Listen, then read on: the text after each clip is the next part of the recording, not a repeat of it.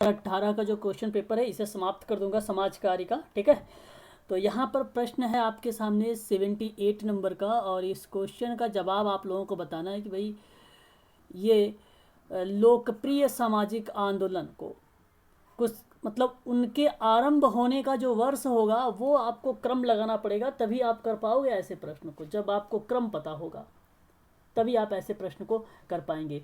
तो मैं आपको बता देता हूँ, ये निर्भया आंदोलन जो है 2012 का है। ठीक है, और नर्मदा बचाओ आंदोलन की अगर हम बात करें तो ये 1979 का है ना।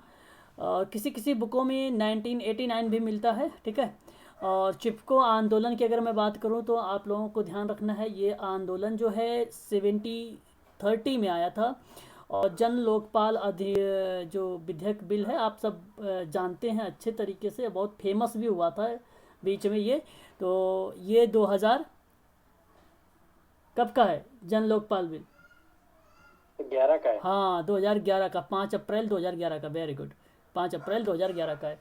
ठीक है, तो अब आप क्रम लगा सकते हैं इसमें। क्या मैं आपको थोड़ा सा इसके बारे में, इन लोगों के बारे में थोड़ा थोड़ा सा बता दूं? चलो बताओ। Yes sir. देखो ध्यान से सुन लीजिए, फिर कॉपी पेन होगा तो थोड़ा सा उसको लिखते भी रहिएगा। देखो, पर्यावरण संरक्षण के संबंध में अगर बात किया जाए तो यूजीसी वाले बच्चों के लिए तो ये बहुत ही लाभदायक है, क्योंकि पार्ट ए में भी थोड़ा सा आप लोगों से प्रश्न पूछा जा सकता है। तो कुछ आंदोलन थे जो बहुत ही इम्पोर्टेंट है, जैसे अगर मैं बात करूँ बिश्नोई आंदोलन के बारे में। ठीक है, तो बिश्नोई आंदोलन के बारे में जब कभी बात हो तो भारत में ये सबसे पहला आंदोलन था। राजस्थान के राज्य के खेजड़ी एक नामक स्थान था, वहाँ से ये स्टार्ट हुआ था। इसका जो नेतृत्व कर रहा था उसका नाम था संत जमभोगी। नाम याद रखिएगा, ये भी थोड़ा सा इम्पोर्टेंट है ना।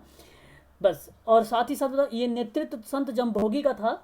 लेकिन इस आंदोलन में अमृता देवी बिश्नोई ने अपनी 3 पुत्रियों के सहित वृक्षों की रक्षा करने के लिए इन्होंने अपनी जान दे दिया था, जैसा कि मैंने आप लोगों को एक बार करवा चुका हूँ। बिश्नोई आंदोलन भी कभी कभी एग्जाम में प्रश्न बनकर आ सकता है। ठीक है भाई, आगे बात कर लेते हैं। तो चिपको आंदोलन बहुत ही फेमस है, हर एक एग्ज़ाम में पूछा जाता है, यूजीसी में भी तो कई बार पूछा गया है।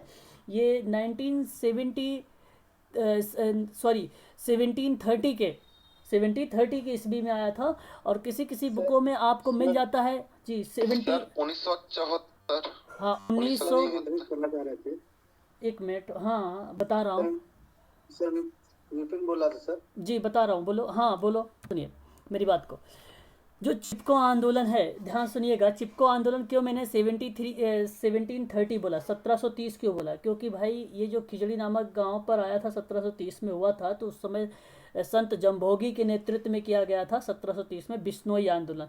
और ये बिश्नोई आंदोलन से ही आया हुआ है चिपको आंदोलन। तो चिपको आंदोलन का जो बेसिकली श्रेय जाता है वो जाता है 1973, या आप 74, कहीं 74 भी मिलता है, 1974 भी मिलता है, आप कंफ्यूज ना हो। ठीक है, कहीं कहीं इसमें भी ऑप्शन मिल जाता है, लेकिन जो क्वेश्चन में मिला हुआ है वो आपको 1973 का ही मिला हुआ है, 1973 का ही मिला हुआ है प्रश्न में। ठीक है, आयोग ने भी सही माना है। सुपर टेट का एक बार एग्जाम हुआ था लास्ट टाइम में, जब 69,000 की वैकेंसी आई थी तो प्रश्न आया था, आयोग ने 1973 माना था। ठीक है, उत्तर प्रदेश में।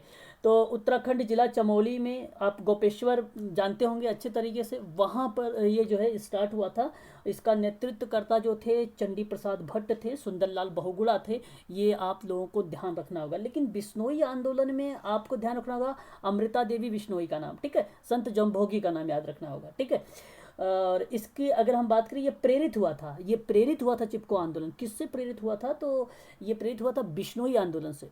किससे? बिश्नोई आंदोलन से। इसी वजह से तो मैं इसको 1730 बोला, नहीं तो मैं बोल नहीं देता आप लोगों से 1900 आपको 73। बच्चे ने लगाए होंगे भी 1973, बच्चों ने लगाए भी होंगे इसका सही जवाब। वो गलत हो गया होगा वहाँ पर अगर वो लगाए होंगे तो। ठीक है, तो थोड़ा सा रिलेट करते हुए उन चीज़ों को पढ़ना होगा हम लोगों को। चिपको आंदोलन जो है बिश्नोई आंदोलन से प्रेरित है, ये बात आप लोगों को अच्छे तरीके से समझ में आनी चाहिए। ठीक है, और आगे अगर हम बात करें तो इसी के परिप्रेक्ष्य में एक और आंदोलन था, उसका नाम था शांति घाटी। थोड़ा सा आप लोग नोट कर लीजिएगा, इम्पोर्टेंट ये आंदोलन है जिसके बारे में जिक्र कर रहा हूँ।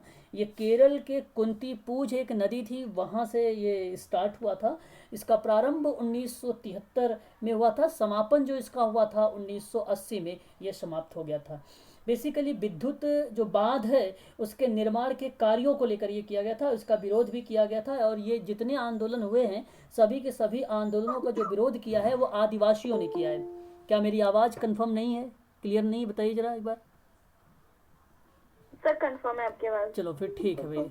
हाँ, एक बार आप सभी लोग सर ये जो भाई आंदोलन है, जी सर ये निर्भया आंदोलन, जी, सर इसकी डेट क्या है सर?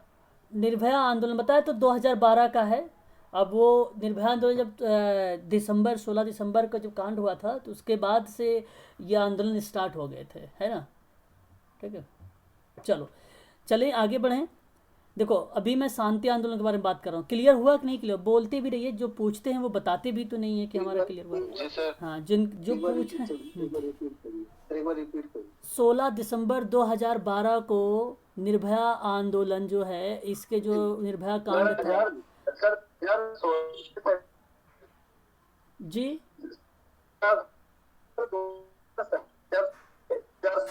आपकी आवाज़ क्लियर नहीं आ रही भाई, आपकी आवाज़ क्लियर नहीं आ रही है। आप क्या कहना चाहते हैं? 2016 कह रहे हैं क्या?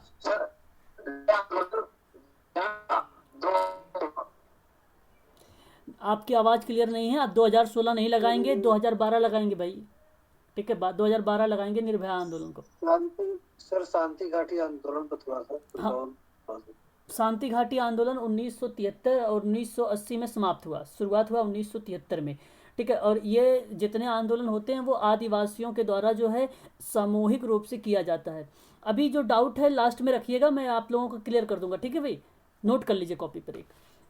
और हाँ, आगे अगर मैं बात करता हूँ तो आप ध्यान रखिएगा, इसके संबंध में एक आता है और आप लोगों का नौदान्या आंदोलन आता है। नौदान्या आंदोलन होता है। और इस आंदोलन, यह जो आंदोलन था वो दिल्ली में चलाया गया था, 1982 में चलाया गया था। 1982 में चलाया गया था। इसका नेतृत्व वंदना शिवा ने किया था। जैविक कृषि और आपका जैविक उर्वरक, जैविक बीज, इनके बारे में बात हुआ था। ठीक है, तो एक प्रकार का जागरूकता अभियान था। ये बाद में कन्वर्ट हो गया था एक एजेंसी के रूप में, एक एनजीओ के रूप में ये कन्वर्ट भी हुआ है, बदल गया था। तो एनजीओ के रूप में बदला कब है? 1984 में। ठीक है, एनजीओ के रूप में बदला कब है? 1984 में। ठीक है, और एक आपका आंदोलन था जंगल बचाओ, क्या था? जंगल बचाओ आंदोलन था। जंगल बचाओ जो आंदोलन था इसे भी आप लोग ध्यान रखिएगा, ये 1980 में था। और अगर हम बात करें तो ये वर्तमान में झारखंड के राज्य में हुआ है। और यह आंदोलन बेसिकली अगर हम बात करें आप लोगों से तो 1980 के साथ साथ इसने बताया कि जो तत्काल में बिहार और उड़ीसा के जो सीमावर्ती क्षेत्र थे उसको लेकर था। यहाँ पर पारस्परिक सॉल का एक वृक्ष होता है, आप लोग देखा भी होगा, सॉल का वृक्ष जिसको सागौन बोलते हैं। तो सागवन मतलब सॉल के वृक्ष काट कर सागवन के वृक्ष लगाने का विरोध के बारे में बात हुआ था। ये आपका जंगल बचाओ आंदोलन। ठीक है, जंगल बचाओ आंदोलन 1980 में वर्तमान में झारखंड राज्य में हुआ था। आप लोग ध्यान रखिएगा इसका। यह जो आंदोलन था पत्रकार क्या नाम था उनका? वासवी के नेतृत्व में। क्या नाम था उनका? वासवी। ठीक है, नोट कर लीजिए इसको भी। ठीक है, वासवी के नेतृत्व में चलाया गया था ये। ठीक है, चलो यहाँ तक तो क्लियर हो गया होगा। बाकी आप जो यहाँ पर ध्यान रखना होगा, अपिको आंदोलन वगैरह इतना इम्पोर्टेंट नहीं है, लेकिन आपको जो नर्मदा बचाओ आंदोलन है ये इम्पोर्टेंट है, क्योंकि ये मध्य प्रदेश से अगर हम बात करें गुजरात तक, जहाँ पर गुजरात में जल का अभाव की बात की गई थी, मध्य प्रदेश में जल का भराव की बात की गई थी। तो नर्मदा नदी पर बनाए गए जो बांध थे उसके विरोध में ये चलाया गया था नर्मदा बचाओ आंदोलन। ठीक है, ये आया कब था तो मैं बताया नहीं भी आपको, कभी कभी आपको 1979 भी मिलता है, 1989 भी मिलता है, दोनों ईयर्स मिल जाते हैं। इसका जो नेतृत्व करता था ये इम्पोर्टेंट है, बाबा आमटे। बाबा आमटे नाम याद रखना आप लोग, मेघा पाटेकर का नाम याद रखना और अरुंधति रॉय का नाम याद रखना। ठीक है भाई, तो ये तीन नाम है, अरुंधति रॉय आपको लिख दिया मैंने, और उसके बाद मेघा पाटेकर का नाम लिख दिया, और उसके बाद बाबा आमटे का नाम लिख दिया। ये तीनों लोगों की भूमिका जो है इसमें देखने को मिली है। ठीक है, याद रखिएगा, ये भी थोड़ा सा इम्पोर्टेंट है। बस इतनी चीज़ें ध्यान रखिए। बाकी जन लोकपाल की जगह आप लोगों को कन्वर्ट करेगा और निर्भया आंदोलन की जगह नाम बदलेगा। इस बार आपको हो सकता है मैत्री आंदोलन दे दे। ठीक है, तो ध्यान रखिएगा, मैत्री आंदोलन के बारे में आपने कुछ सुना है? मैत्री आंदोलन कितने लोग जानते हो, बताइए जरा। नहीं सर, पहली बार सुना। नहीं पता सर। अच्छा, मैत्री आंदोलन जानते हैं? जैसे मैं मैत्री का मतलब माँ, ठीक है, तो माँ का घर मायका, माँ का घर मायका, ठीक है। मैत्री का मतलब अभी तक तो संधि जानते थे, मैत्री नहीं, संधि। मैत्री मैत्री मतलब माँ का मतलब यहाँ पर ये चीज़ें थी कि मायका, और मायका मतलब यहाँ ये उत्तराखंड में हुआ था बेसिकली। अगर हम बताएं तो जैसे नौ दंपत्ति जो जब शादी होती है तो उस समय बेटी और दामाद से एक पौधा लगवाया जाता है। क्या लगवाया जाता है? एक पौधा लगवाया जाता है, और उसके बाद उसकी देखरेख की जाती है उस पौधे की। तो इसके परिप्रेक्ष्य में ये जो मैत्री आंदोलन था ये 1994 में चलाया गया था। कब? 1994 में चलाया गया था। इसका महान अगर कोई अगर विद्वान है या किसी विद्वान के बजाय अगर आप कहें कि कोई पर्यावरणविद है तो उसका नाम है कल्याण सिंह रावत। क्या नाम है? कल्याण सिंह रावत, ठीक है। तो ये आप लोगों को हो सकता है पूछ ले एग्जाम में, है ना। तो इसमें बेटी के नव दंपत्य जीवन के अवसर पर वृक्षों को नया जीवन प्रदान करने की बात किया जाता था इस आंदोलन में। तो ये चीज़ें हैं। बाकी जन लोकपाल जो है भ्रष्टाचार के संबंध में था, आप लोगों को पता है ये बातें अच्छे तरीके से। 2011 में है। निर्भया बचाओ आंदोलन आपको अच्छे तरीके से पता है, ये भी आंदोलन चलाया गया था 2012 में। ये सर 2000 जन लोकपाल में कुछ कुछ स्पेशल नाम वगैरह होंगे, हालांकि नाम तो अन्ना हजारे जी का आता है। नहीं, अन्ना हजारे जी हैं, अन्ना हजारे। सिंगल वही है। नहीं नहीं, बहुत अरविंद केजरीवाल भी हैं उसमें, और हरियाणा के एक क्या नाम है राज्यसभा के अध्यक्ष, वो सॉरी अध्यक्ष नहीं सदस्य हैं, वो भी थे, नाम नहीं आ रहा मेरे को, कई लोग हैं। लेकिन अन्ना हजारे को ही परिपेक्ष बनाया जाता है यहाँ पे। अगर कोई चीज़ बनाई जाती है समाज कार्य के पॉइंट ऑफ व्यू से, अगर कोई क्वेश्चन देखे जाए तो आप लोग अन्ना हजारे को ही लगाएं, वो बेटर रहेगा। अन्ना हजारे का ही यहाँ पर बेसिकली कॉन्सेप्ट बनाया जाता है। बाकी बहुत लोग थे, ठीक है। पर्टिकुलर आप कितने लोगों का नाम है, लेकिन सबसे ज़्यादा नेतृत्व की बात करें तो अन्ना हजारे जी की अहम भूमिका रही उसमें, ठीक है। ये बात ध्यान रखना आप लोगों को, ठीक है भाई। क्लियर हो गया ये क्वेश्चन? तो फिर मैं आगे बढ़ूँ। एक क्वेश्चन पे ज़्यादा समय मत लीजिए, 12 मिनट ले लिया मैं इस पर। आगे बढ़ें? Yes sir. चलो, तो यह आपका, इसका जवाब मुझे ज़रा बता दीजिए ऑप्शन में, आप लोग कौन सा ऑप्शन हुआ है इसका सही? ऑप्शन बता दीजिए। बी। हाँ, बी फॉर बॉम्बे, ठीक है, वेरी गुड। चलिए आगे बढ़ते हैं। क्लियर हो गया? अब बाकी जिनका डाउट है भाई इसका आंदोलन के संबंध में, अभी क्लास समाप्त हो जाएगी तो मैं चर्चा कर लूँगा आप लोगों से अलग से, है ना। बाकी और भी, क्योंकि मैं सोच रहा हूँ कि आज सोशल एक्शन लेने के लिए भी और सामाजिक आंदोलन लेने के लिए भी सोच रहा हूँ टॉपिक। आगे हम बात करते हैं कि क्वेश्चन नंबर 79 कहता है कि सामुदायिक संगठन की प्रक्रिया निम्नलिखित चरणों को क्रम में व्यवस्थित करिए। देखिए यहाँ पर प्रक्रिया है सामुदायिक संगठन में, मैंने आप लोगों को बताया भी था कि भाई चेतना की वहाँ पर ज़रूरत होती है, आवश्यकताओं का पता होना करना चाहिए, ज़रूरी है। फिर संसाधनों का भी पता लगाना चाहिए, फिर उसकी आवश्यकताएं क्या क्या है, उसके उद्देश्य क्या क्या, परिभाषा आज मैंने बताया भी है आप लोगों को, ये अगर याद होगा तो अच्छी बात है। मुर्रे जी रॉस के बारे में, है ना, कि आवश्यकता और उद्देश्यों को किस तरीके से उन्होंने विश्वास इच्छा के रूप में कन्वर्ट करके लोगों को समायोजित किया था। तो वही तो परिभाषा अगर आपको याद है तब भी आप इस प्रश्न को कर पाएंगे, नहीं याद है प्रक्रिया तो भी, अगर परिभाषा याद है तो कर लेंगे इस प्रश्न को। बताइए जरा इसका करेक्ट जवाब क्या होना चाहिए? तो बी। अच्छा, अगर हम बात करें तो सबसे पहले आवश्यकता की पहचान होनी चाहिए, ये आप सभी लोगों को पता है भाई। जब अगर मान लीजिए किसी व्यक्ति की समस्या है तो आप सबसे पहले काम क्या करेंगे? आप देखते हैं उस समस्या को ना, समस्या है क्या, और उसकी जब आप निदान करने की बात करेंगे तो निदान करने के लिए उसकी जो नीड होगी, जो आवश्यकता होगी, उसी के आधार पर करेंगे ना। ऐसा तो है कि नहीं, अब मान लीजिए उसको कोई और चीज़ की नीड है और कोई अलग एक्टिविटी करवा रहे हैं तो फिर तो वो गलत हो जाएगा। तो नीड के आधार पर की जाती है पहचान, तो यहाँ पर आवश्यकता आपका सही हो जाएगा, पहले पॉइंट पर हो जाएगा।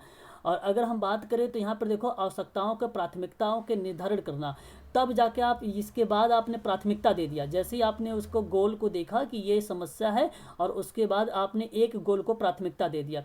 हालांकि उसके अंदर 10 समस्या थी, उस 10 समस्या में से आपने सोचा कि यार ऐसी है कि ये जो मार रहा है, पीट रहा है, ये बहुत बड़ी समस्या है मारने पीटने वाली, तो इस समस्या को आपने प्राथमिकता दे दिया। तो ये आपका हो जाएगा दूसरे नंबर पर, ठीक है। अगर हम बात करें तो उसके बाद आपका हो जाएगा संसाधनों का पता लगाना, तब जाके आप संसाधन का पता लगाएंगे, ठीक है भाई। कि अब प्राथमिकता तो दे दिया आपने कि उसके लिए कौन कौन से संसाधन की ज़रूरत पड़ेगी, ठीक है।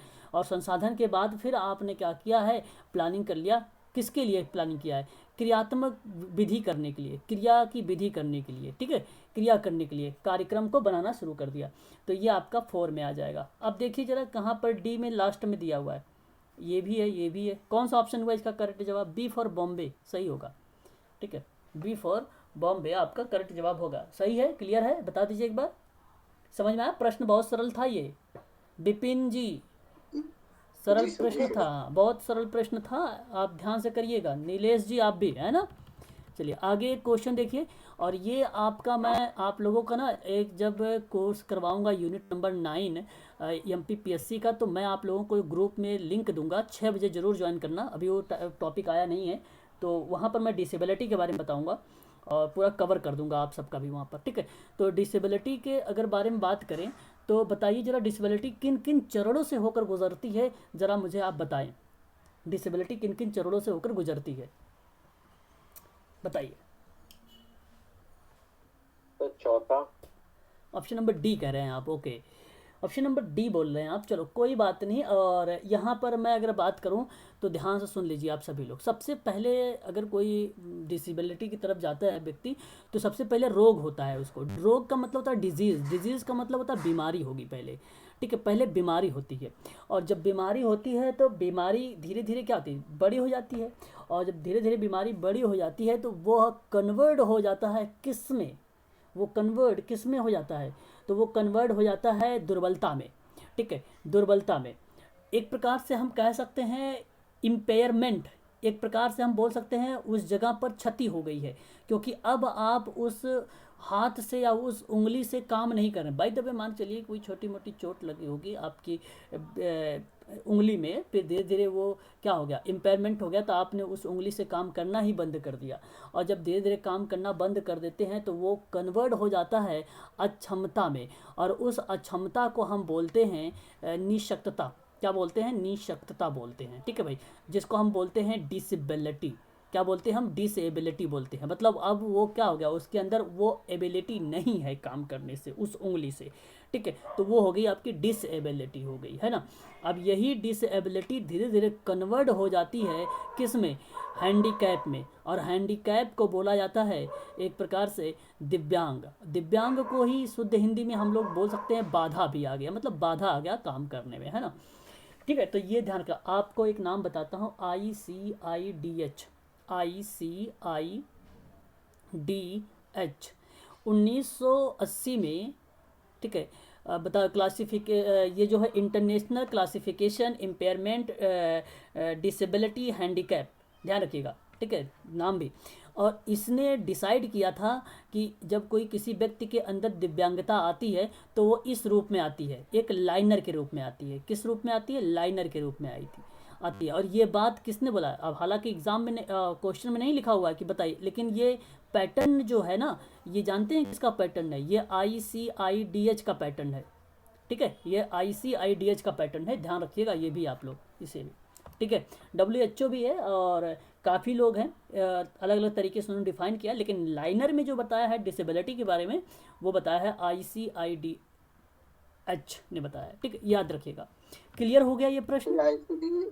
जी सॉरी सर, ICIDH इसका केंद्र कहाँ है? हेडक्वार्टर वो तो कहीं है? ICIDH का केंद्र न्यूयॉर्क, ठीक है, international classification impairment disability handicap, जी। चलिए आगे बढ़िए जरा। यहाँ पर अगर हम बात करें 89 की, सॉरी क्वेश्चन नंबर 81 की, तो बताइए जरा यहाँ पर कालक्रम पता होना चाहिए। दिन अलग अलग, एक दिन से क्लासिफाई करना पड़ेगा। हाँ, अब आपको ये पता होना चाहिए कि विश्व टीबी दिवस कब मनाया जाता है। तो टीबी दिवस 24 मार्च को मनाया जाता है। कब मनाया जाता है? 24 मार्च का। आप लोग वीडियो देखते नहीं हैं, है ना, हालांकि मैंने बंद भी कर दिया अभी उसको, जल्दी फिर स्टार्ट कर दूंगा, 6 महीने का और बच गया है, वो भी करवा दूंगा। और विश्व गुर्दा दिवस की अगर मैं बात करूं आप लोगों से, तो 14 मार्च को मनाया जाता है। 14 मार्च है। हाँ। विश्व कैंसर दिवस की अगर मैं बात करूं आप लोगों से, तो विश्व कैंसर दिवस जो मनाया 4 फरवरी को मनाया जाता है। विश्व निशक्तता दिवस के बारे में आपको भली भांति तरीके से पता होगा, अच्छे तरीके से जानते होंगे, 3 दिसंबर। अब देखिए कहाँ पर है, अब देखो यहाँ तो क्लियर हो गया ना हम लोग भाई, ये देखो फरवरी है, ये मार्च है, तो ये भी मार्च है, तो पहले फरवरी आएगा, तो विश्व कैंसर दिवस सबसे पहले आएगा, और या तो एक होगा, सॉरी या तो दो होगा, या तो आपका 4 होगा, और लेकिन लास्ट में देखिए दिसंबर है, और दिसंबर में आप देख रहे हैं ये मनाया जा रहा है, क्या नाम है, निःशक्तता दिवस मनाया जा रहा है, तो इसलिए आप यहाँ पर देखिए ऑप्शन नंबर सेकंड वाले में, तो इसलिए आपका ऑप्शन नंबर सेकंड ही सही हो जाएगा। तो ज़्यादा पढ़ने की ज़रूरत भी नहीं है, आप अगर नहीं याद भी है आप लोगों को डेज वगैरह भी, तो ऐसे ट्रिक के माध्यम से भी कर सकते थे आप लोग, है ना। मतलब ये तो पता होना चाहिए भाई कि मार्च में था, ये फरवरी में था, इतना तो पता ही होना चाहिए आप लोगों को। ठीक है, क्लियर हो गया। ऑप्शन नंबर बी ही सही जवाब इसका है, इसका सही जवाब ऑप्शन नंबर बी ही सही है। ठीक है भाई, चलिए आगे बढ़ें। ये क्वेश्चन बताइए जरा, 82 का जवाब बताइए। व्यक्तिगत समाज कार्य का चरण जो है सही क्रम लगाइए, क्या होना चाहिए। और आपको पता है अध्ययन नहीं होगा, अध्ययन नहीं होगा सर बी दूसरा होगा, दूसरा होगा। ठीक है, तो पहले हो चुका क्वेश्चन सर ये। ठीक है, कई बार आया हुआ है ये एग्जाम में, एक बार थोड़ी ना आया हुआ है ये ना, कम से कम 5 से 6 बार आया हुआ प्रश्न ये एग्जाम में, 5 से 6 बार आया हुआ है। ठीक है, तो इसे ध्यान रखिएगा, स्टार भी लगाइएगा इस प्रश्न का। ठीक है, तो आपका प्रवेश हो जाएगा, अध्ययन हो जाएगा, निदान हो जाएगा, उपचार हो जाएगा, मूल्यांकन हो जाएगा, समाप्ति हो जाएगी, प्रतिपुष्टि भी आ जाती है ना, तो ये आपका सही जवाब हो जाएगा। चलिए एक और प्रश्न देख लीजिए। हाँ, सही क्रम बताइए जरा मुझे। अच्छा यहाँ देखो प्रश्न वही है, अगर मैं कहूँ कि आंकड़ों के संकलन के बाद, आंकड़ों के संकलन के बाद प्रश्न ऐसे था, एक बार आया था, मैंने आप लोगों को करवाया भी है, इसके बाद की प्रोसेस जो प्रक्रिया होगी, प्रोसेस होगा, वो क्या होगा, वही प्रश्न है ये, केवल सिर्फ सही क्रम दे दिया। और उस प्रश्न में जब था वो आंकड़ों का संकलन दिया हुआ था, याद आ रहा है किसी को? नहीं याद आ रहा ना, ऐसे अचेतन मन को रखोगे ऐसे संपादन, आगे। सांकेतिकरण, वर्गीकरण और सारणी सब। तो संपादन जो सबसे पहले होगा वही आपका करेक्ट होगा। तो संपादन, एडिटिंग कहाँ है, एडिटिंग कहाँ है सबसे पहले, तो एडिटिंग आपका ये हो जाएगा। जिससे अभी किसी ने बोला था मेरे से भी सर टेबुलेशन कैसे लास्ट में आएगा, टेबुलेशन कैसे, भाई टेबुलेशन लास्ट में ही आएगा कैलकुलेशन में, जो जब आप डेटा को संकलित करेंगे तो। ठीक है, तो ये आपका ऑप्शन आ जाएगा संपादन, संकेतीकरण, वर्गीकरण और सारणीगत, जिसको हम टेबुलेशन बोलते हैं। ये रिसर्च का पार्ट है, मैं आपको जल्दी करवाने वाला हूँ यूनिट नंबर 5, तो वहाँ पर बताऊँगा टेबुलेशन और कैलकुलेशन क्या चीज़ें होती है ना, तो वो भी जल्दी ही आप लोगों से चर्चा करने वाला हूँ। ठीक है, टेंशन ना लें आप लोग उसका। ठीक है भाई, ये प्रश्न आते हैं, मैं आपको करवाऊँगा ज़रूर। ठीक है, उस प्रश्न पर चर्चा। आगे हम बात करते हैं यहाँ पर संप्रेषण की प्रक्रिया। अब आपको अगर संप्रेषण पता होगा तो फिर कर लेंगे। ये रिसीवर है, आदता का मतलब क्या होता है, रिसीवर। इंग्लिश दिखा, अगर बोलोगे तो इंग्लिश भी दिखा दूंगा। चलो बता दो एक बार मुझे, फर्स्ट सर डी। ओके भाई, डी कह रही हैं भाई, ठीक है कोई बात नहीं। और भी कोई बता दे मुझे भाई। चलो मैं बताता हूँ, यहाँ पर सही जवाब जो होगा ऑप्शन नंबर डी ही होगा। हाँ, पहले आप क्या करेंगे, कूट लेखन करेंगे, फिर आपने चैनल बनाएंगे, फिर आप रिसीवर करेगा, फिर रिसीवर क्या करेगा, उसको डिकोड करेगा, और जस्ट उसके बाद क्या करेगा वो, फिर उसके बाद प्रतिपुष्टि वगैरह करना, प्रक्रिया, फिर दोबारा से प्रक्रिया चली जाएगी इसके पास मैसेज। तो प्रक्रिया से एक प्रकार से प्रक्रिया कह लीजिए, या तो इसको स्रोत बोल लीजिए, बात दोनों एक है। और ये तो इतना टॉपिक फेमस है यूजीसी का, ये बहुत फेमस है यूजीसी का टॉपिक, संप्रेषण की प्रक्रिया। ठीक है, तो यहाँ से प्रश्न तो आना तय है, 100% गारंटी है मेरी। तो इसलिए इसकी प्रक्रिया को ज़रूर पढ़ के जाइएगा भाई आप लोग, क्योंकि 2 नंबर देने वाला है आपको ये प्रक्रिया, है ना। तो ये ज़रूर पढ़ के जाइएगा, ये बहुत इंपॉर्टेंट है। मैं तो ये भी कहूँगा कि एग्ज़ाम हॉल में हलने से पहले एक बार प्रक्रिया ज़रूर देख के जाना, आएगा ये इतना श्योर हूँ मैं। ठीक है, आगे मैं बात करता हूँ। एक क्वेश्चन पर कहता है कि मदद से सही क्रम लगाइए। आपको किस मतलब यहाँ पर ये बताना है कि एक तरफ संस्थापक हैं और एक तरफ अगर हम बात करें तो संस्था है। तो आप बताओ ज़रा मुझे, मैंने आपको पढ़ाया है इसके बारे में अच्छे तरीके से, बताइए। B for ball.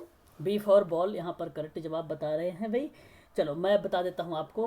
आपको पता होना चाहिए कि जो आर्य समाज है ये 1875 का है। आपको बहुत बहुत इंपॉर्टेंट है ये। अभी डीएसएसबी का भी हाल ही में एग्ज़ाम हुआ है, ज़्यादा दिन बीता नहीं है डीएसएसबी का, उसमें पूछा गया था। तो 1875 का जो है ये स्थापना है और मुंबई में किया गया था। क्या नाम था, मणिक चंद्र वाटिका में। ठीक है। और स्वामी दयानंद सरस्वती जी की अहम भूमिका रही है। वैदिक धर्म को पुनः शुद्ध के रूप में इन्होंने स्थापित भी किया था, है ना। मूर्ति पूजा, बहुदेववाद, अवतारवाद, पशु बलि और श्रद्धा, वैदिक कर्मकांड आदि चीज़ों पर इन्होंने क्या किया था, आलोचना किया था। पुनः वेदों की ओर लौटो, बैक टू द, क्या बोलते हैं इसको, वेदों की ओर लौटो। तो आपको ध्यान रखना है यहाँ पर आर्य समाज में ही एक प्रकार से इसकी जो भूमिका देखने को मिलती है। जरा मुझे बताइए इसकी मैच किससे करेगा आर्य समाज? दयानंद सरस्वती तो है ही नहीं, फिर किससे मैच कर रहा है ये भाई, बताइए जरा। शुद्धि आंदोलन। शुद्धि आंदोलन से मैच कर रहा है। और अगर जब ये शुद्धि आंदोलन से मैच कर रहा है तो आपके मन में एक बात आनी चाहिए। मैंने बोला है कि वैदिक धर्म को पुनः शुद्ध के रूप में स्थापित करना। मैंने क्या बोला था अभी अभी, याद है किसी को? नहीं सुनते हो मेरी बात को, सुना करो बात को अच्छे से। मैंने बोला था वैदिक धर्म को पुनः शुद्ध रूप में स्थापित करना, वहीं ही आपको पकड़ लेना चाहिए था कि ये शुद्धि आंदोलन है। और जितने लोगों ने पकड़ा है फिर तो ठीक है, नहीं पकड़ा तो फिर तो भाई अच्छी बात नहीं है उनके लिए। ठीक है।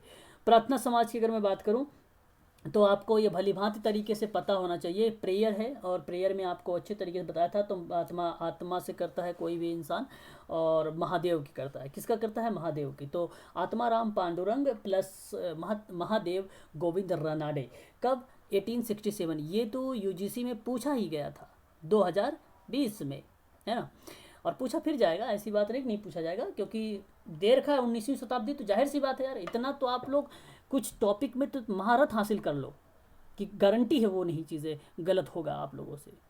ठीक है, कुछ टॉपिक में तो ये प्रश्न में गलती नहीं करना है। तो आपको ध्यान रखना है, ये मुंबई और आपका आत्माराम पांडुरंग कहाँ है, यहाँ पे मिल गए। थियोसॉफिकल सोसाइटी मैंने बताया भी था। हाँ, ये हो जाएंगे। आत्माराम पांडुरंग उनका नाम तो आया था क्या बीच में? हाँ, आत्माराम पांडुरंग और महादेव गोविंद रनाडे दोनों लोग प्रार्थना समाज के वो हैं, क्या बोलते, संस्थापक हैं दोनों लोग। दूसरा सर, आर्य समाज को शुद्धि आंदोलन से जोड़ने की पूछे तो कैसे कहेंगे? शुद्धि आंदोलन करने का मतलब यही था कि मूर्ति पूजा, बहुदेववाद, अवतारवाद, पशु बलि, श्रद्धा, वैदिक कर्मकांड आदि की आलोचना कर दो। शुद्ध शुद्ध शुद्ध तभी तो शुद्ध होगा। अगर मैं कोई चीज़, अगर मान लीजिए अगर आप क्या करते भाई, शुद्ध करने के लिए आप मेरी बातों की आलोचना करो तो शुद्ध हो जाएगी। शुद्ध करने मतलब सही चीज़ें हो गई वो एक प्रकार से। धार्मिक, सामाजिक, राजनीतिक रूप के एक सूत्र में बांध रहे हो ना, तभी तो बांध पाओगे जब शुद्धि होगा, अदरवाइज कैसे हो सकता है शुद्धि। तो बेसिकली वो तो था ही कि भाई उसमें छुआछूत, जन्म पर आधारित जाति प्रथा की आलोचना हुई थी। जाति प्रथा और छुआछूत की जब आलोचना होगी तो जाहिर सी बात है शुद्धि आंदोलन हो जाएगा। वो सिंपल सी बात है भाई, ये है ना। आर्य समाज समझ गए आप? आर्य समाज सर हाँ, ये आपका यंग बंगाल के बारे में अगर हम बात करें, यंग बंगाल, और 19वीं सदी में हेनरी विविनियन डेरोजियो करके था, कलकत्ता में स्थापना किया था इसने।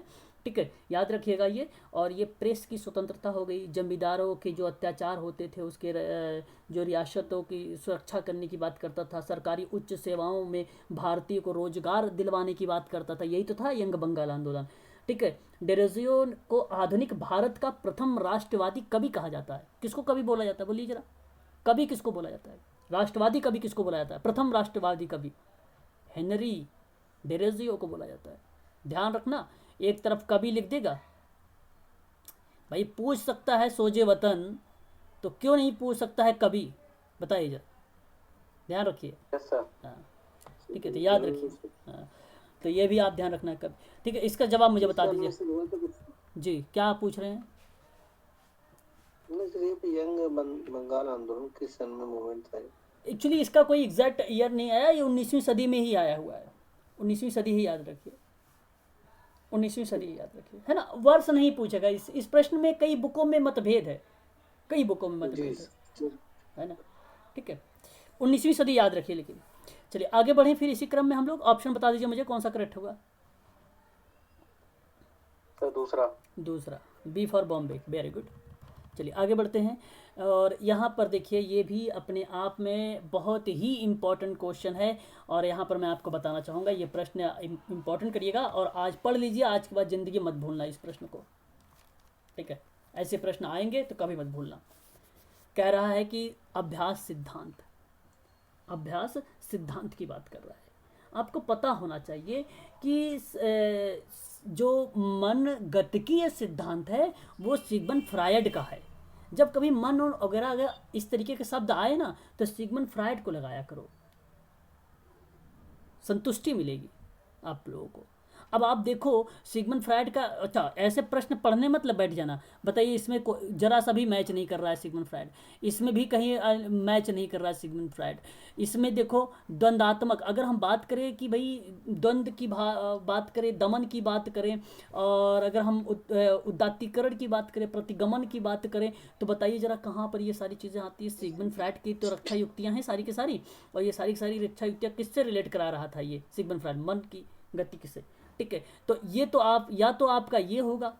अच्छा और देख लेते हैं, नए व्यवहार को सीखने में कष्ट। देखो अब ये व्यवहार कर दिया है तो मैं आपको बता दूं ये पक्का गलत होगा, क्योंकि व्यवहार तो व्यवहारवादी सिद्धांत के बारे से है, उससे है। बिहेवियर थेरेपी, आप जेबी वॉटसन का नाम नहीं सुना है, इवान पैट्रिक पावलोव का नाम नहीं सुना है, बीएफ स्किनर का नाम नहीं सुना है, इसे कभी भूलना मत। कॉन्सेप्ट के आधार पर लगाया करो कि कौन किससे रिलेट कर रहा है। भाई कहाँ व्यवहारवाद आपका रिलेट थोड़ी ना करेगा विचार से, द्वंद्व से। व्यवहार हमेशा व्यक्तियों को नए व्यवहार को सीखने और कष्टप्रद तरीकों से समाधान करने की सहायता से व्यवहारवादी सिद्धांत लाया था जेबी वॉटसन ने और बीएफ स्किनर ने, इवान पैट्रिक पावलोव ने 1904 में शास्त्रीय अनुबंधन का सिद्धांत दिया था, ठीक है। इसलिए आया था ये, तो आप ध्यान रखिएगा यहाँ पर ये चीज़ें। जनक आपको ध्यान रखना है जेबी वॉटसन, और अगर प्राथमिकता की बात की जाती है कि सबसे ज़्यादा काम किसने किया है, बीएफ स्किनर। चाइल्ड सेंट्रल्ड बोलो या पर्सन सेंट्रल्ड बोलो या व्यक्ति केंद्रित बोलो, ये तो बहुत ही सरल है। कार्ल रोजर्स सन 1951। अब इसका कहने का मतलब देखो सेवार्थी, मेरी बात को ध्यान समझिएगा, स्वयं समझ एवं स्वयं उपयोगिता की भावना को बढ़ावा देना कि सेवार्थी के जीवन और अनुभव के बारे में अधिक वास्तविकता और सकारात्मक सीखने के लिए इस व्याख्या की मदद करना। बताओ, जहां आपको मैं बता देता हूं, पहले थोड़ा सा ऑप्शन नंबर डी भी देख लो। कह रहा है आपको कि संज्ञानात्मक व्यवहार, तो संज्ञानात्मक व्यवहार आपको सही मैच करेगा टो से, दूसरे वाले से।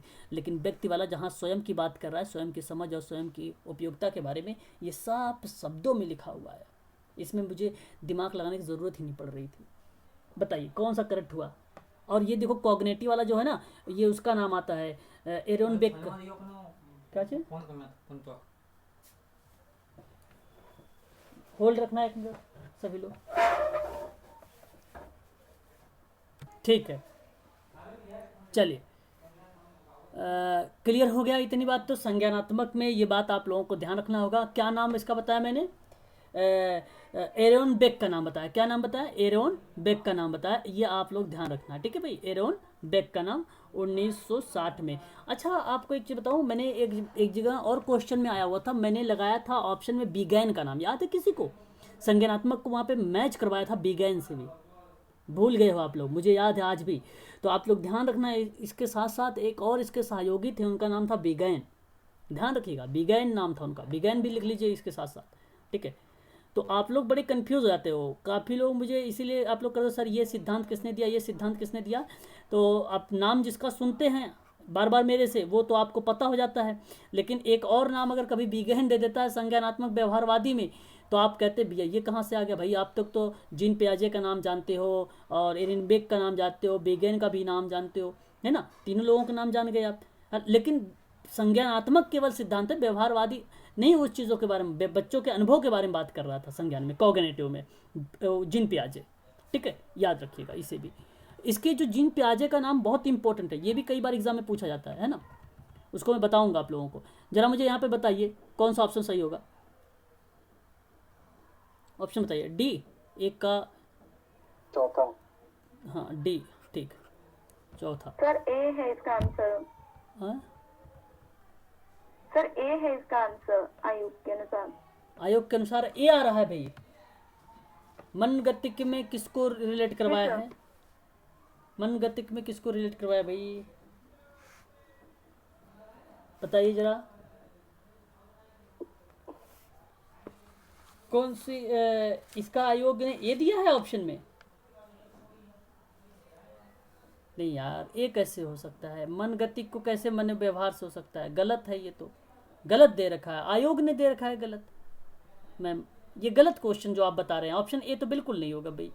मान लो जो अगर मैं एक को दो से मिला देता हूँ, एक को दो से मिला दो, एक मन गति कहाँ, अनुभव वगैरह के बारे में कहाँ रिलेट कराएगा यार? ये तो बिल्कुल भी सर नहीं जो है। इसमें बुक में दिया हुआ है ना सर, एनटीए वाली पुरानी बुक में उसमें ए है सर, और जो आर के गुप्ता वाली बुक में है सर उसमें डी दिया हुआ है। किस किस कौन सी बुक में ए दिया हुआ है? सर ये पुरानी बुक है ना एनटीए की, इसमें ए दिया हुआ है, और जो एनटीए की कोई राइटर होगी, आर के गुप्ता राइटर वाली बुक है सर। एनटीए कौन सी राइटर की बुक अरे बता? अरे हंस की सर। तो और हरियंट सर की आर बुक, के गुप्ता वाली बुक में डी दिया हुआ है सर। तो हरियंट तो गलत है। हरियंट तो आप उसको लेके मत चलो ना, हरियंट को लेके चल रहे हो, ठीक है? तो वो ए नहीं होगा भाई, ये तो बिल्कुल भी नहीं होगा यार। आपको तो इतनी बातों तो समझ में पक्का आनी चाहिए कि यार व्यक्ति केंद्रित की बात अगर मैं करूँ तो व्यक्ति केंद्रित कहाँ होगा? आप सोचो एक बार, व्यक्ति केंद्रित कहाँ होगा? व्यक्ति स्वयं समझ और स्वयं उपयोगिता के भावनाओं को बढ़ाने में ही तो होता है भाई व्यक्ति केंद्रित। इसकी बात कर लो। फिर उसके बाद मन गतिक में आप बताओ, आपने पढ़ा है द्वंद्व वगैरह के बारे में, तो ये क्यों नहीं उससे मैच करेगा? आर व्यवहार के गुप्ता वाली में डी ही दिया हुआ है सर इसका आंसर ना। तो तुम आयोग ने क्या बोला है? आयोग कह रहा हूँ, आयोग की बात कर रहे हो ना। आयोग का अलग होता है, बुकों का राइटर अलग होता है।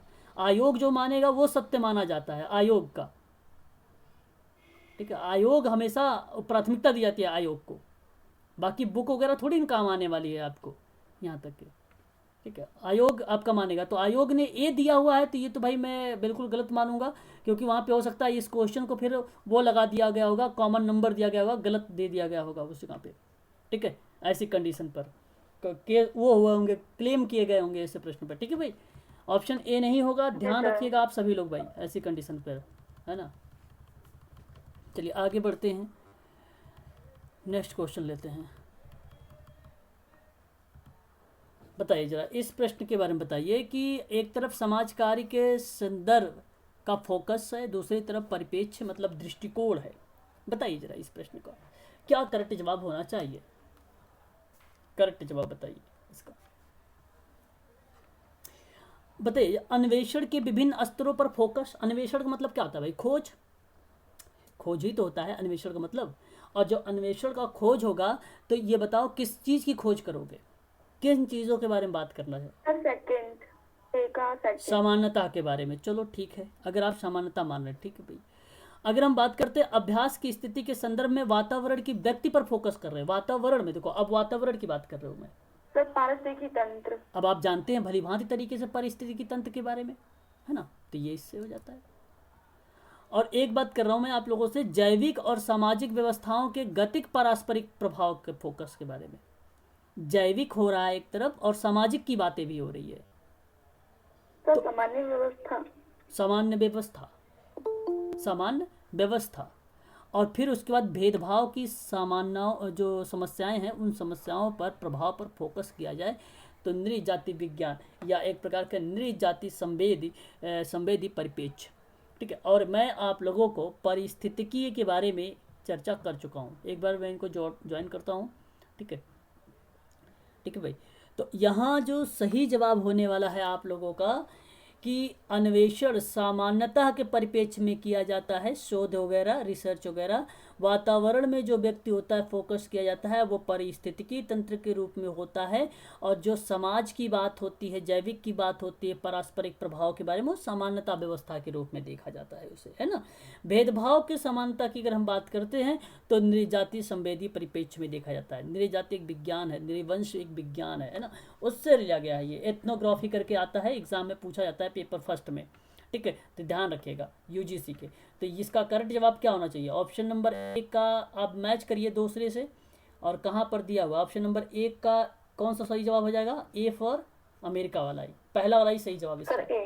हाँ इसका सही जवाब है। यहाँ कीवर्ड्स को पकड़िए, किससे क्या मैच हो रहा है। शोध कहाँ होता है? सामान्यता के परिप्रेक्ष्य में होता है भाई, जाहिर सी बात है। सामाजिक और जैविक व्यवस्था कहाँ पर हो सकती है भाई? ये सामान्य व्यवस्थाएं हैं, ये तो सारी चीज़ें सामान्यता दृष्टिकोण में देखा जाता है इसको। भेदभाव हमेशा, ये नृजाति क्यों रिसर्च करते रहते हो उस पर? भेदभाव की समस्या बहुत ज़्यादा है, बहुत ज़्यादा है उस पर, ठीक है, तो इसलिए उस पर हम देखते हैं। और आगे अगर हम बात करें कि यहाँ पर रिसर्चर से देखना, जो लोग पीएचडी कर रहे होंगे उनको अच्छे तरीके से पता होता है नृजाति विज्ञान के बारे में, नृजाति संवेदी परिप्रेक्ष्य के बारे में, और वातावरण व्यक्तित्व परिस्थितिकी तंत्र तो वो ऑलरेडी होगा ही होगा, उसमें कोई दो राय नहीं है। मैंने आप लोगों को ये भी एक बार प्रश्न करवाया था, अगर याद है तो फिर अच्छी बात है, कि पत्नी के घर का जो निवास होगा वो क्या बोलेंगे हम उसे।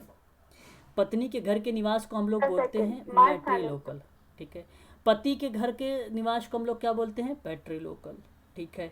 और जन्म का स्थान धरतीपुत्र, जन्म का निवास धरतीपुत्र, और विभिन्न स्थानों पर निवास करने वाले, क्योंकि वे अपना देश छोड़ने के बाध्य किए गए हैं, तो शरणार्थी।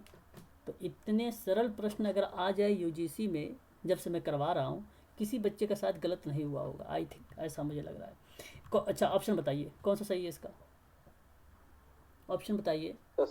सी फॉर चेन्नई, वेरी गुड, बहुत बढ़िया। ठीक है, अगला नेक्स्ट क्वेश्चन लेते हैं, मिनट।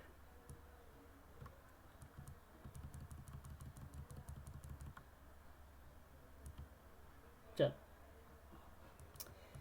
बताइए, अभी मैंने आप लोगों को हाल ही में बताया था सामाजिक दूरी के बारे में, याद है किसी को? सामाजिक दूरी अभी एमपीपीएससी की क्लास करवाया था, तो मैंने बोला था वहाँ पर, नहीं बोगार्ट्स का बताया, बोगार्ट्स का ही है। बोगार्ट्स, ठीक है। अगर आप कह रहे हैं कि इसका बोगार्ट्स है तो फिर ठीक है भाई। और मैंने भी हाल ही में एक लिटिल कम्युनिटी के बारे में बात किया था, अगर पता होगा तो आप लोग बता सकते हो अच्छे से, आप लोगों को अगर पता होगा तो आप अच्छे से बता सकते हैं।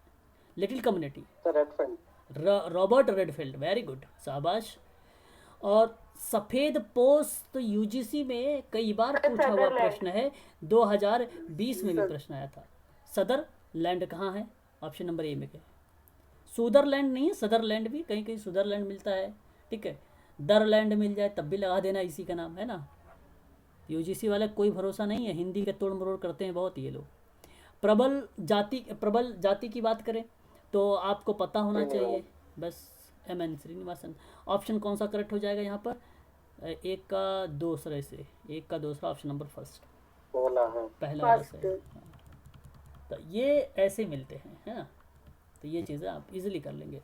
अभी मैंने आप लोगों से सर्वोदय के बारे में बात किया था, सामाजिक क्रिया के बारे में आज बात होने वाली है, सामाजिक सुरक्षा के बारे में बात कर चुका हूँ, सामाजिक पक्ष समर्थन के बारे में भी बात कर चुका हूँ।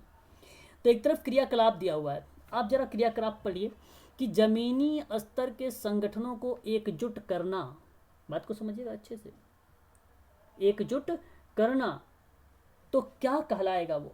जमीनी स्तर, जमीनी स्तर की बात मैं कर रहा हूं आप लोगों से, बोलिए जरा। सामाजिक पक्ष, हाँ सामाजिक पक्ष होगा, जाहिर सी बात है, जमीनी स्तर पे संगठन होगा तो वो सामाजिक पक्ष का समर्थन होगा। और समाज के मूलभूत मूल्यों को बदलने की अगर कभी बात होगी तो वो आप देखिए, बदल रहे हो ना, चेंज कर रहे हो ना, मूल्य हो गए, मूलभूत हो गए, मैंने बताया था तो आप लोगों के भाई कि ये सामाजिक सुधार ही तो हो रहा है, वहाँ पर चेंजेस हो रहे हैं। और अगर मैं आपसे बात करूँ कि सामूहिक समस्याओं का सामूहिक समाधान कर रहे हो भाई, आप देखो, ध्यान सुनिएगा, अच्छा प्रश्न है, क्या होगा? सामाजिक क्रिया होगा भाई, सामूहिक समस्याओं का सामूहिक समाधान, सामाजिक क्रिया व्यापक लेवल पर किया जाता है, और संपूर्ण समाज का विकास, तो इससे आसान प्रश्न कोई हो ही नहीं सकता, है ना। तो जो इन चार में से जो भी चीज़ें आए आपको ना, बस वही पकड़ लिया करो, जरूरी नहीं है मैं तुम्हारे लोग क्रम से लगाता हूँ, आप लोग तुरंत पकड़ा करो कि जो चीज़ आपको आ रही है, ईजिली जिसको समझ पा रहे हो उसी को पकड़ा करो आप लोग, ठीक है। तो इसका करेक्ट जवाब क्या हो जाएगा बताइए जरा एक बार मुझे, ऑप्शन नंबर सेकंड, दूसरा, ठीक है, बहुत बढ़िया। बहुत सरल सरल प्रश्न आते हैं यूजीसी में, लेकिन जिनको पता नहीं है उनके लिए तो टफ है, और मैं आप लोगों से कई बार बोलता हूँ, तो इसलिए हो सकता है आप लोगों के लिए थोड़ा सा इजी बन जाए ऐसे प्रश्न। मेरे लिए सर सब टफ लग रहा है, क्योंकि मेरा तो 12 साल का ब्रेक हो गया। अच्छा 12 साल का ब्रेक कर लिया आपने, ओके सर 2008 के पास आउट है, तो काफी दिन भी थी ऐसे। ओके ओके ओके ओके, बीच में एक दो बार मूड बना कर 2013 में तो अच्छा पढ़ाई करके दिए थे, लेकिन हाँ 50% के आसपास हुआ ही नहीं। तो चलो कोई बात नहीं, इस बार हो जाएगा। चलिए इस बार हम क्वेश्चन करते हैं ये वाला। तो आप एक तरफ देखिए, यहाँ पर एक तरफ आपको दिया हुआ है सूची, है ना, एक तरफ सूची दिया हुआ है और एक तरफ सेकंड सूची दी हुई है, ठीक है। बात को बड़ा अच्छा समझिएगा। अब प्राथमिक समाजीकरण कहते किसे हैं? पहले यही तो जानना हमें जरूरी होता है। अब इसके लिए हमें पढ़ना पड़ेगा है कौन सा। तो देखो तब घटित होता है जब व्यक्ति को एक विशेष संस्कृति सदस्यों के रूप में व्यक्तियों के, देखो यही मैं पकड़ लिया था विशेष संस्कृति वाला ही, कि एक विशेष संस्कृति के सदस्यों के रूप में व्यक्तियों के उपयुक्त अभिवृत्ति और मूल्यों के क्रियाओं का पता लगाना, वह आपका क्या कहलाता है, प्राथमिक समाजीकरण कहलाता है। आपको वो क्या कहलाता है, प्राथमिक समाजीकरण कहलाता है। ये आपको पहले समझना था। अब आपको देखना है यहाँ पे सबसे सरल सरल शब्दों को पकड़िए, डी को पकड़िए, क्योंकि पुनर्समाजीकरण, आप अच्छी तरीके से जानते होंगे। मतलब आप क्या कर रहे हैं, बदलाव की बात कर रहे होंगे। ये शब्द सबसे इजी लग रहा है बाकी और की अपेक्षा जो दो हैं। तो यहाँ पर आप देखिए कह रहा है, पहले यहाँ पर दूसरे नंबर पर क्या बोल रहा है, कह रहा है कि उन प्रक्रियाओं के संदर्भ में जिसमें व्यक्ति भावी स्थिति, पेशा, सामाजिक संबंधों का पूर्वाभ्यास करता है भाई। और मैं आपको बता दूँ ये पूर्वाभ्यास पूर्वानुमान से होता है, ठीक है, ये गलत हो जाएगा फिर आपका। आगे देखते हैं, अधिगम की इस प्रक्रिया के संदर्भ में करता है जहाँ पर बृहद, अब देखिए बृहत्तर समाज के भीतर जो है लघुत्तर समूह के सदस्य के रूप में। अच्छा यहाँ पे समझिएगा, अच्छे से क्वेश्चन करिएगा, अच्छे से क्वेश्चन करिएगा आप सभी लोग, है ना, अच्छे से, कि सदस्यों के रूप में कौन सा व्यवहार उपयुक्त होगा, कौन सा व्यवहार उपयुक्त होगा। तो आपको बता दूं ये आपका सही नहीं है। अगर हम बात करते हैं यहाँ पर इसके बारे में कि आपके सामने ऑप्शन दिया हुआ है यहाँ पर कि व्यवहार के पूर्व प्रतिमान जिसको अस्वीकार कर दो, और फिर ऐसी प्रक्रिया के संदर्भ में व्यक्ति के जीवन के संक्रमण का एक भाग के रूप में प्रतिमानों को स्वीकार कर लो। तो वह बताइए स्वीकार कर रहे हो कि तो पुनर्वासित नहीं कर रहे हो उसे। देखो मैं कह रहा हूँ कीवर्ड्स को सिर्फ ध्यान से पढ़ो, शब्दों को तोड़ लो। शब्दों को जब तोड़ोगे तो समझ में आ जाएगा कि व्यक्ति के जीवन में संक्रमण एक भाग के रूप में नए प्रतिमानों को स्वीकार कर रहा है। तो भाई जाहिर सी बात है, नया प्रतिमान आ रहा तो पुनर्समाजीकरण नहीं हो सकता है। बिल्कुल होगा यार, होना चाहिए, ये आपका सही हो जाएगा यहाँ पर, ठीक है। अब यहाँ पर देखिए ये आपका इससे मैच कर जाएगा, आपका इससे यहाँ पर संदर्भ में व्यक्ति के भावी स्थितियों में पेश होने के लिए आपका पूर्वानुमानी समाजीकरण होगा, ये इससे मैच हो जाएगा। और अनुसांगिक समाजीकरण में आप ये समझ लीजिए कि एक कोई बड़ा समूह है, उसके भीतर एक छोटा समूह भी होता है, उसमें जो व्यवहार उपयुक्त होते हैं उसको हम लोग बोलते हैं अनुसांगी समाजीकरण बोलते हैं। जहाँ पे एक बड़ा समूह में छोटे समूह बनाए जाते हैं ना, बड़े समूह होते हैं सीखने के लिए, कि छोटे छोटे टुकड़े भागों में अलग अलग समूहों दे दिया जाए ताकि वो लोग क्या कर सके, सक्षम हो सके अपने कार्य में, अपने व्यवहार को मॉडिफाई कर सके वो लोग। वही है आपका अनुसांगी समाजीकरण, ठीक है। अब बताइए मुझे ऑप्शन कौन सा सही है यहाँ पर। अच्छा ऑप्शन दिखाता हूँ, एक मिनट, कौन सा ऑप्शन दिखाई दे रहा है आप लोगों को? दूसरा सर। हाँ, ऑप्शन यहाँ पर हो जाएगा आपका बी वाला, वेरी गुड। यहाँ पर सेकंड वाला आपका करेक्ट जवाब हो जाएगा। ऐसे आपको कीवर्ड्स को पकड़ना है और उसके बाद आपको बताने हैं सारे जवाब, है ना, ठीक है भाई, बहुत बढ़िया। सेकंड वाला इसका करेक्ट जवाब हो गया। आगे देखिए, एक तरफ योजनाएं हैं, आप लोगों ने नाम सुना होगा यहाँ पे NSFDC का नाम सुना है किसी लोगों ने? बताइए जरा कि भाई जो national schedule caste finance development corporation की बात मैं कर रहा हूँ, ठीक है, वो किससे रिलेटेड था? जो 1989 में लाया गया था, किससे संबंधित था बताइए। एससी वाला ओके ठीक है भाई, आप कह रहे हैं कि पहला वाला ही होगा, तो मैं आपसे यहाँ पर एक चीज़ बताना चाहूँगा। तो फिर इस चीज़ को आप क्या कर लो, सही कर लो। ध्यान रखिएगा, इसमें आर्थिक स्थिति सुधार की बात हुई थी। अब आपको देख रहा है यहाँ पर PMMSK दिख रहा है, नाम सुना होगा PMSSK के बारे में। इलोबरेट करेंगे सर तो क्लियर हो जाएगा। हाँ बताता हूँ, प्रधानमंत्री महिला शिक्षा केंद्र स्कीम। तो ये सर तो महिला सशक्तिकरण का है। तो ऐसे ही तो आपको करना होता है एग्जाम में, फिर कैसे करना पड़ता है, बस हो गया। हाँ हो गया आपका क्लियर। अब आपके पास दो बचा, पहले तो हम इसको फुल फॉर्म वाले को क्लियर कर लेते ताकि आप जो है आइडेंटिफाई आसानी से कर ले। फुल फॉर्म जिसको आता है वो इजीली कर लेगा। PMAY, प्रधानमंत्री, हाँ प्रधानमंत्री आवास योजना 2015, 25 जून 2015। तो अब बताओ आवास कहाँ हो रहा है? बिजली में। ग्रामीण आवास। हाँ, ये आपका करेक्ट हो जाएगा। फिर अब बचा आपका सौभाग्य योजना, और सौभाग्य योजना भाई आपका क्या हो जाएगा? बिजली हो जाएगा। बस ऐसे ही आपको लगाना सर है। सौभाग्य योजना को लेकर सर बताना चाह रहे थे बताइए। कि सौभाग्य योजना में सर जैसे कई डिपार्टमेंट इस नाम से स्कीम चलाते हैं, तो इसको जैसे अभी सौभाग्य एक कन्याओं के लिए चल रहा है, पोस्ट ऑफिस में चल रहा है, सौभाग्य एक कन्या सौभाग्य योजना योजना जरूर। बिजली है, इसलिए सौभाग्य योजना को सर जगह जगह अलग अलग दृष्टिकोण से रिलेट करना पड़ता है सर। हाँ देखो यहाँ, लेकिन हमें जाना नहीं था, हमें जाना उधर नहीं था जहाँ आप बोल रहे थे। हमारा क्वेश्चंस ऐसे आते हैं कि हमें समझ आता है कि ये बिजली से संबंधित था, कन्या से रिलेटेड नहीं था। यहाँ पे ठीक सर। हाँ, लेकिन आपको ये बात आपने जो बोला है वो सही बोला है, लेकिन आपको 2-3 नहीं लिखेगा कि सौभाग्य योजना स्टेप पार्ट ए, सौभाग्य योजना पार्ट 2, सौभाग्य योजना पार्ट 3, ऐसे प्रश्न नहीं आएगा आप लोगों को कि आप इसमें तो काफ़ी ज़्यादा एग्जामिनर खुद कंफ्यूज हो जाएगा। ऐसे प्रश्न बनाने के लिए उसे कम से कम 15-20 मिनट लग जाएगा नहीं एग्जामिनर। नहीं, बस हमें बस ये है सर कि अगर मान लीजिए अनफॉर्चुनेटली अगर ऐसा कोई एक आध और इसमें 4 में से ना। एक आध और उसी तरह दे दिया ऑप्शन में, तो फिर हाँ, फिर तो आपको लगाना ही पड़ेगा। लेकिन ऐसी कंडीशन जो महिला पर है, जो सॉरी जो कन्याओं पर है, उस पर जो आर्थिक स्थिति सामाजिक में सुधार करने की बात कर रहा था, जहाँ पे स्वच्छता की बात हो रही थी सौभाग्य में, तो उसको फिर उसके बाद आपको लगाना होगा, या तो फिर बिजली का संबंध में होगा तो बिजली को लगाना होगा। 2015 वाला, ठीक है, सॉरी 2017 का है, 2017 में सौभाग्य योजना, ठीक है, याद रखिएगा। 2017 का है सौभाग्य योजना, 2015 का है आपका प्रधानमंत्री आवास योजना, और पीएम जो आपको बता रहा था मैंने, प्रधानमंत्री महिला शिक्षा केंद्र स्कीम 22 नवंबर 2017, ठीक है। और ये आपका 1989 वर्ष भी थोड़ा सा ध्यान रखा करें क्योंकि इंपॉर्टेंट चीज़ें हैं। क्लियर हो गया? बताइए जरा एक बार मुझे ऑप्शन इसको बता दीजिए। तो सर सबके वर्ष बता देंगे क्या?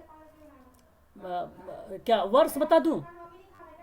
अगर सर संभव सबके वर्ष बता दें, क्योंकि ऊपर के दो तो प्रधानमंत्री वाला लिखिए तो लिखिए, ये एक आपका 2017 है आपका ये महिला वाला, और 2017 ये आप लिख लीजिए इसको वहाँ पर, के लिए 22 नवंबर कर लीजिए। और ये सौभाग्य 2017 जी, NFSCD MFCD लिखा तो हूँ, स्क्रीन दिखाई दे रहा है 1989, देखिए स्क्रीन पे लिखा हूँ। जी जी ठीक ठीक ठीक। और ये 2015, ठीक है। ऑप्शन बताइए मुझे जरा, ऑप्शन बताइए। सर अरे यार, महिला सशक्तिकरण वाला सर किस सन में है? महिला सशक्तिकरण वाला ये 2017। और सौभाग्य के लिए 2017 भी है, ये भी 2017 है, ठीक है। हो गया भाई, हाँ चलो।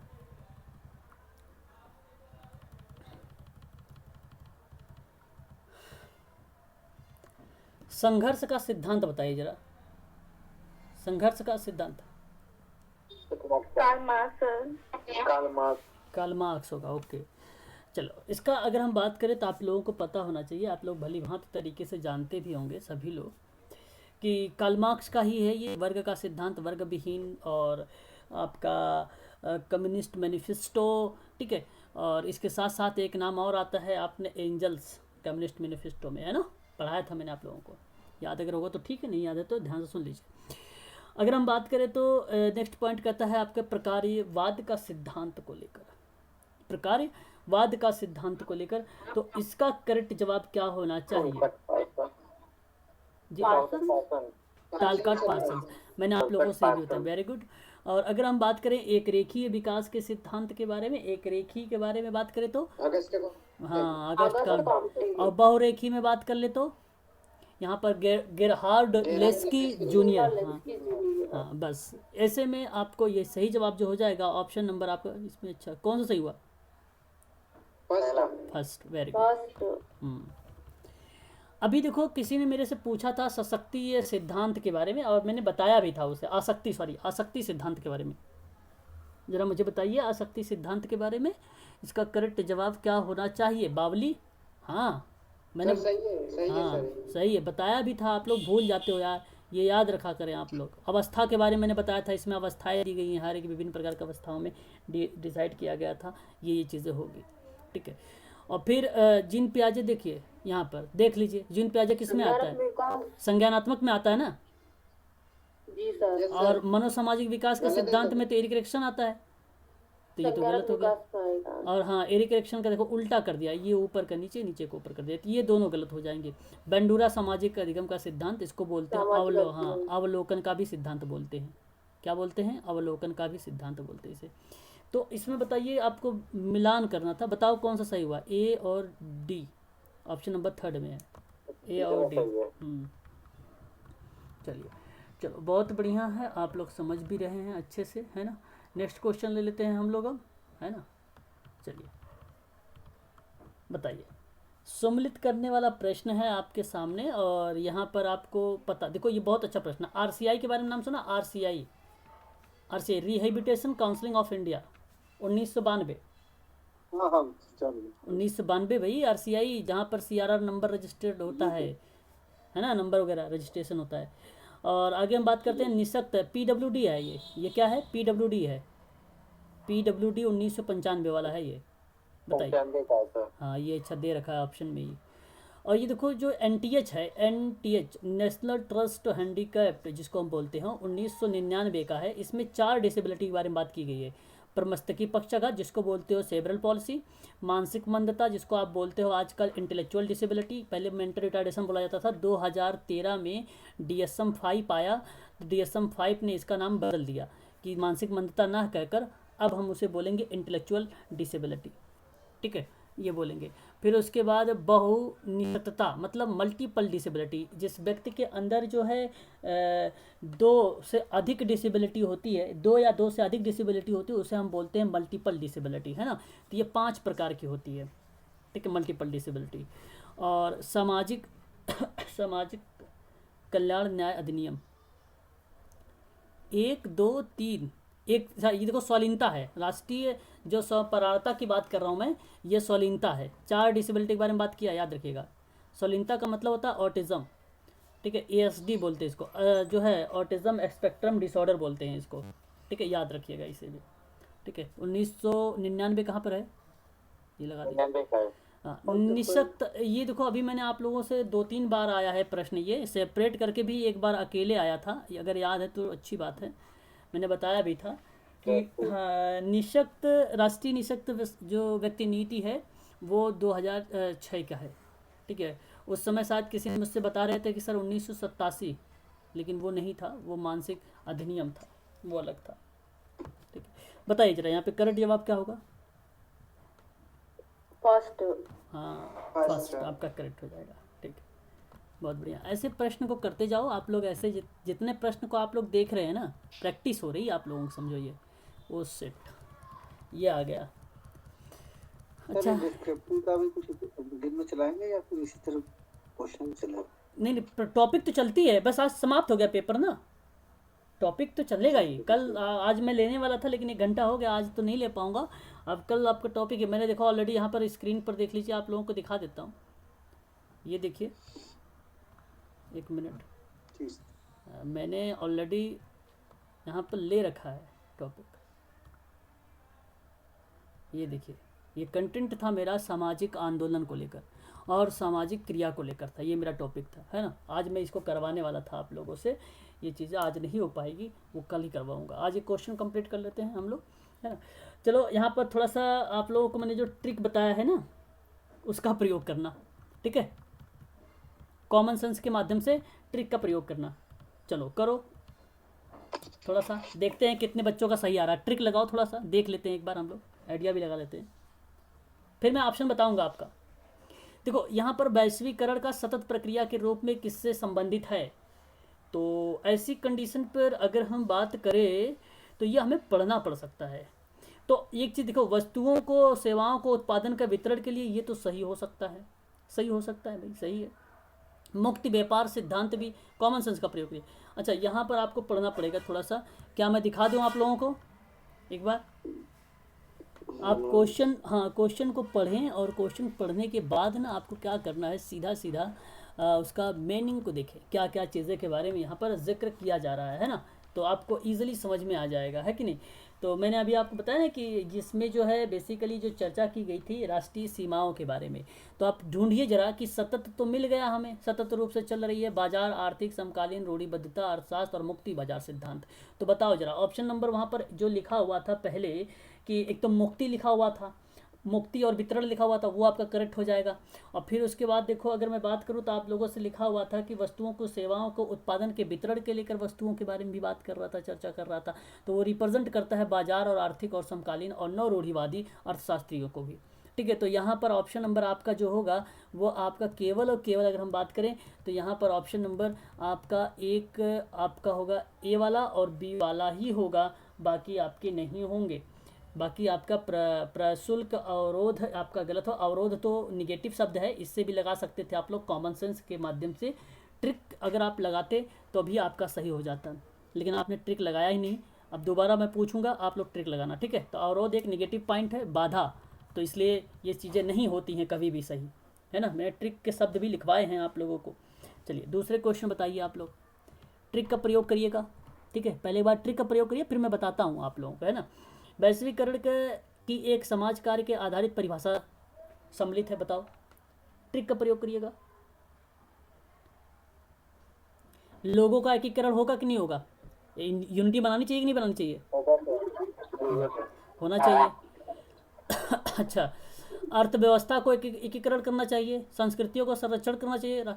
ये तो गलत हो जाएगा आपका तो हाँ, ये तो हाँ देखो आपका सी भी सही है, आपका सी भी सही है। पहले ट्रिक बता रहा हूँ, ध्यान सुनिए। ये आपका सी भी सही है, संस्कृतियों का संरक्षण नहीं करोगे, करना पड़ता है, सही माना जाता है ऐसे में। ये भी सही है आपका बी भी सही है, आपका ए भी सही। आपके ट्रिक लगा रहे हो, मैं ट्रिक के बाद हिसाब से बात कर रहा हूँ आप लोगों से भी, है ना। अब मैं यहाँ पर देखिए, ये तो गलत ही होगा आपका। इस बात से सहमत है कि नहीं आप सभी लोग? जरा मुझे बताएं, राजनीतिक संक्रियाओं का संरक्षण करना ये गलत होगा कि नहीं होगा? इससे बताइए। गलत है सर। गलत है। अब आप जहाँ डी है उसको काटिए। अब या तो ये सही होगा या तो ये सही होगा, यही ना। या तो ये सही होगा या तो ये सही होगा। तो अब आप चाहो तो प्राथमिकता दे सकते हो यहाँ पर अर्थव्यवस्था को लेकर और उसको लोगों को एकीकरण को लेकर, ठीक है। तो लोगों का जब एकीकरण होगा तो उसमें ऑटोमेटिक संस्कृति का संरक्षण हो जाएगा। या तो फिर आप इस पैसेज को पढ़ लो, ठीक है, या तो फिर आप इसको पैसेज को पढ़ लो। कॉमन सेंस का अगर प्रयोग ना कर पाएँ आप लोग तो यहाँ पर आप ऐसा कर लो, पैसेज को पढ़ लो। चलो यहाँ पर ढूंढो जरा, कहाँ पर दिख रहा है आपको कि समाज कार्य को वैश्वीकरण के में परिभाषित करने के लिए एक तो वैश्विक हो गया आपका, सही हुआ कि नहीं सही हुआ। दूसरा आपका संस्कृति जो आ रही है, राजनीतिक जो प्रक्रिया आ रही है, अधिक रूप से अंतर्राष्ट्रीय प्रभावों के अधीन होती जा रही हैं। तो देखिए यहाँ पर जरा, संस्कृति और राजनीतिक के रूप में, तो यहाँ अंतर्राष्ट्रीय में अधीन, ये निगेटिव शब्द रिप्रेजेंट किया है इस परिभाषा। ये पैसेज कह रहा है, ये पैसेज बोल रहा है, इसलिए हम इसको नहीं लगाएंगे। बाकी अर्थव्यवस्था तो दिया ही नहीं था, लेकिन अगर आप पढ़ेंगे यहाँ पर तो अर्थव्यवस्था और अर्थ जो है सर्वाधिक महत्वपूर्ण की एक संकल्प की कला में जागरूकता का एक अभ्युदय का सूचक माना जाता है, तो ये आपका सही मान जाएगा। तो ऐसे पे इन प्रश्नों को आप इसी तरीके से कर सकते हैं। बाकी इसके अलावा कोई ट्रिक और नहीं है कि इसके अलावा अगर आप सोचो कम समय में जल्दी हम सारी चीज़ें कर ले तो मुश्किल है। फिर तो यही एक कॉमन सेंस का प्रयोग कर सकते हैं आप लोग ऐसी कंडीशन का, है ना। तो यहाँ पर सही जवाब जो हो जाएगा ऑप्शन नंबर ए और बी हो जाएगा, ठीक है। ये निगेटिव शब्द में आ रहा था पैसेज में, इसलिए ये नहीं होगा, क्योंकि ऑलरेडी यहाँ पर हम लोगों की बात करें ना तो उसमें संस्कृति का संरक्षण हो जाता है। जब लोगों के बारे में बात करेंगे, एकीकरण की बात करेंगे तो पॉजिटिव में वो चला जाता है। तो प्राथमिकता संस्कृतियों से पहले लोगों के होना चाहिए, है ना, यहाँ पर वो सही हो जाएगा। वैश्वीकरण का अंतिम लक्ष्य क्या होना चाहिए? ट्रिक लगाइए, पहले ट्रिक लगा लीजिए। एक तो देखो जागरूकता लिखा हुआ है, एक तो आप देख रहे हैं जागरूकता लिखा हुआ है, और ये जागरूकता 110% सही होगा। करेक्ट है कि नहीं करेक्ट है? अब डी आप दिख रहा है आपको ऑप्शन में, ये भी और ये भी, इसको काटिए और इसको काटिए। अब बताइए जरा एक बार, ट्रिक लगा रहे हो ना आप लोग? डी या तो ए सही होगा या तो आपका 4 सही होगा। समझ बात आ रही है? अब बताइए। ए सही लग रहा है। ठीक है, कोई बात नहीं, हम इसको और भी देखते हैं आगे और बात कर लेते हैं। फिर कह रहा है कि एक वैश्विक अर्थव्यवस्था का विकास करना, वैश्विक बाजार का विकास करना, वैश्विक संस्कृति का विकास करना। वैश्विक संस्कृति के बारे में कहाँ जिक्र किया गया था? वैश्विक संस्कृति के बारे में जिक्र कहाँ किया गया था? पैसेज में मैंने अभी आप लोगों को पढ़ के सुनाया भी था थोड़ा सा। सेकंड पैराग्राफ में मैंने पढ़ के सुनाया भी तो था आप लोगों को। हाँ, तो उसमें जब परिभाषित करने की क्रिया विधि होती है तो वैश्विक लेवल पर बात कर रहा है ये। तो ऐसी कंडीशन पर मैं आपको बता दूं कि वो बेसिकली क्या था वो केवल अंतरराष्ट्रीय संबंधों में सामाजिक, राजनीतिक, आर्थिक वातावरण को प्रभावित करता था ऐसी कंडीशन पर, है ना। और वहाँ अगर हम बात करें तो इसमें समावेशी विश्वव्यापी संस्कृति के लेकर बात करता था। तो इसलिए आपका ये चीज़ें नहीं होगा, ऑप्शन नंबर आपका ये कट जाएगा, क्योंकि एक कट गया था इसकी वजह से कटा, बाकी ये दो सही थे, ये दो सही थे आपके, इसकी वजह से कटा है ऑप्शन ये वाला। ऑप्शन नंबर 4 सही होगा। जागरूकता हमेशा प्राथमिकता देना, जागरूकता को हमेशा, ये 110% आपका सत्य माना जाएगा। वैश्विक की अगर दृष्टिकोण से बात करें तो समाज की मुख्य धारा में देखो, समाज का मुख्य उत्तरदायित्व तो क्या होगा? अब आपको बताना है। वातावरण को समझना, वैश्विक आर्थिक वातावरण को समझना, वैश्विक राजनीतिक वातावरण को समझना, वैश्विक सामाजिक संदर्भ को समझना, अंतर्राष्ट्रीय संबंधों को समझना, अंतर्राष्ट्रीय समाज शिक्षा के अभ्यास के साथ जुड़ना। ये पढ़ना पड़ेगा मुझे, है ना। ये मुझे काफ़ी लग रहे हैं सही इसमें से, तो है ना। ठीक है, तो इसको आप लोग कर लीजिएगा, ठीक है। नहीं आएगा तो मुझे बताना, कल मैं इसको करवा दूंगा, ठीक है ना। मुझे पढ़ना पड़ेगा, टाइम लग जाएगा इसमें, है ना। ये वाला देखो ट्रिक्स लगा लीजिए, 100 वाले का सही लगा लीजिए एक बार ट्रिक, कि विकासशील देशों के द्वारा वैश्विक आंसर होगा सर, डी होगा। अच्छा, केवल ई पढ़ना पड़ेगा, अब देखना पड़ेगा क्या हो रहा है क्या नहीं हो रहा है इसमें, है ना, पढ़ना पड़ेगा। चलो आगे इस क्वेश्चन को देखते हैं पहले 100 वाले का, कि विकासशील देशों के द्वारा वैश्विक के अधिकांश लाभ जो है प्राप्त होते हैं, उसका बताइए मुख्य रूप क्या हो सकता है। ट्रिक बताना है, ट्रिक। अब ये मत सोचना ऐसे कि यार ये बड़ा है इतना, तो ये वाला सही हो गया। मैंने लंबा तो बताया है लेकिन ऐसे भी नहीं सोचना, थोड़ा सा सोच लो, ठीक है, अच्छी बात है, सोच लो। प्रयास होता है सर वैश्विक। हाँ, लेकिन आप देखो यहाँ पर कि बाह्य विकास का कार्यक्रम, अंतर्राष्ट्रीय एजेंसी, रणनीति और परिवर्तन की क्रियाएं, फिर सामाजिक और राजनीतिक और जो है सैनिक क्रियाएं, राष्ट्रीय सीमाओं पर पार सहयोगात्मक प्रयास। अब बताओ इनमें से सबसे अच्छा कौन सा लग रहा है? मुझे तो भाई डी लग रहा है, सहयोगात्मक प्रयोग, क्योंकि विकासशील देशों के द्वारा वैश्वीकरण, अगर आप देखेंगे भी इसका ना अगर पॉजिटिव बात भी सोचे कि भाई इसके लाभ के बारे में भी, तो सहयोगात्मक प्रयास तो हो ही रहे हैं उसमें विकासशील देशों में। तो आप ये बात सोच सकते हो कॉमन सेंस के माध्यम से भी, तो ये आपका सही मान दिया जाएगा। ऑप्शन नंबर आपके यहाँ पर करेक्ट जो हो जाएगा, D for Denmark, option number 4 correct जवाब, है ना। ठीक है, तो यहाँ पे सही जवाब हो जाएगा आपका।